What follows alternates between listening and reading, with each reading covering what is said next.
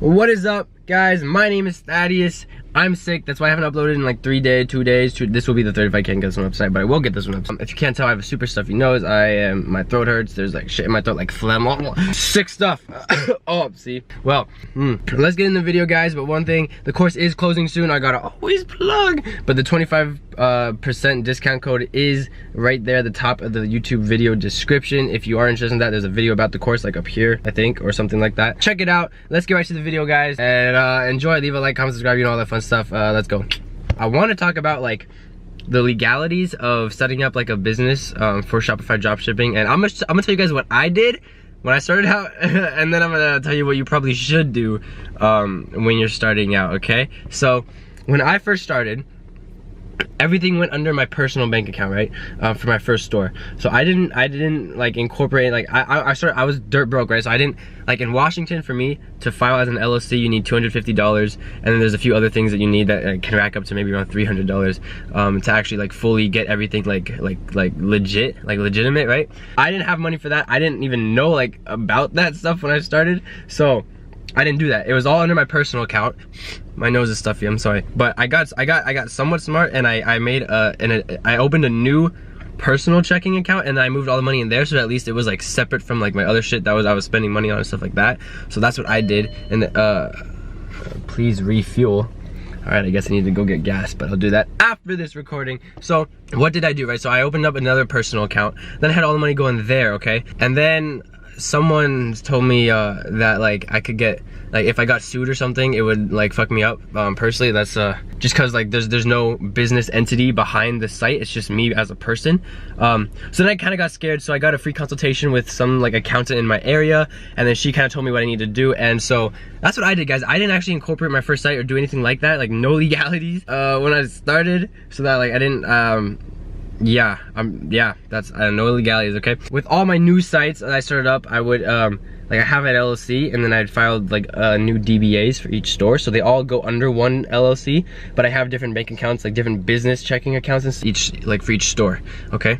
So what you guys should do if you're just starting off, it's your first store. If you're dirt broke, I didn't tell you this, I didn't advise this, but like you might just be able to get away with, you know, not incorporating. I didn't say that, but if you do have money, if you do have like a little bit of money to spend, and you want to be like super safe too, because like if you do get sued, even as like a sole proprietor or something like that, it's still like the liability is still on you and all your personal assets, like your car, your house, all that other stuff. But if you are like, if you do incorporate as an LLC, then the only things that are like in danger, sorry, I'm just getting a bunch of Snapchats, but if the only thing that you are in danger of is the actual business assets that you own, so it would be like the Shopify site or all the other stuff coming in through Shopify. So like not a whole lot, right? So that's why it's safer. That's why I personally file as LLC for everything I do.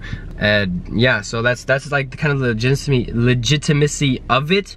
And it also makes things a lot easier when like you like apply for the PayPal business account, or just open up a new additional like checking accounts. And then after you get your LLC, guys, make sure you apply for an EIN number.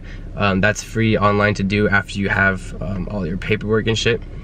But yeah, guys, I didn't actually start out with a legal like business, okay? And I know a lot of you guys are like not of age, or you don't have money to start a legal, like to like invest in actually like making a business legitimate. And like that's okay, especially for your first site, as long as you're not doing like, if you're making more than 200 a day in sales, then I'd probably say like, all right, it's time to kind of get a little serious about this and like secure the bag, right? Like go incorporate, okay? So if you're making over 200 a day, that's when I do it. If you're making less than 200 a day, I wouldn't worry too much about it. Then again though, like I didn't say that, right? I don't want to get in trouble. So that's that, guys. If you do have questions or anything like that, like I mean personally, I don't know a whole bunch about like taxes and stuff like that. What I use is QuickBooks, okay? I have all that stuff set up, and then my accountant has access to my QuickBooks, so she does all my tax paperwork, all my filings, everything that I need to do, just because I don't know it, right? So like that's the thing. If you don't know how to do something, you can learn it, or you can, you know, outsource it to someone who knows it better than you. And me personally, if I'm not familiar with an industry, especially like financing and like accounting and stuff, like I'm not trying to learn that shit. I'm trying to like focus on my own businesses and like grow that. Hire an accountant, guys. It's not too expensive too. At least I don't know like crazy rates and stuff, but she charges me like I think it's like 50 $50 an hour or something like that. But that's like literally like $300 a month or something, gets all my paperwork done. But that's the super quick video, guys. Like you honestly don't need to incorporate right away, but once you start making a solid amount of money, like 200 a day, okay, 200 a day is like your benchmark, right? Once you pass that, I'd look into incorporating, just because Uncle Sam is gonna like have his eye out for you, and you don't want you don't want to get the government involved when you're just trying to like drop ship, right? Like it's not like, yeah, okay, so just incorporate after $200. If you are under $200, then just keep investing in your business, try to scale that up, and the second you pass that benchmark, that's when you should look into incorporating and making it like legitimate, and then talking to an accountant, get a free consultation. They usually all do free consultations, you know, you just set up a meeting with them and give them the lowdown. But that's this video, guys. Super quick. If you enjoyed it, leave a like, comment, subscribe. I respond to all the comments. I'm super tired. Sorry I haven't uploaded. I know I was like, yeah, daily vlogs, and then I just haven't uploaded in 3 days just because I'm super fucking sick. But that's okay. So yeah, leave a like, comment, subscribe. The course is closing soon. If you are interested in that, there's a 25% discount right there at the bottom or very beginning of the YouTube video description. I don't know when that's gonna close, but it is gonna close. If you don't know what the course is actually about, there's a video right up there, I think. Yeah, somewhere up there. You can watch that. It like tells you everything about the video, has testimonials, all that good stuff. So that's the video, guys. Leave a like if you enjoyed. I will see you guys in the next one. Take care. I'm gonna go take some medications. I love you guys. Peace.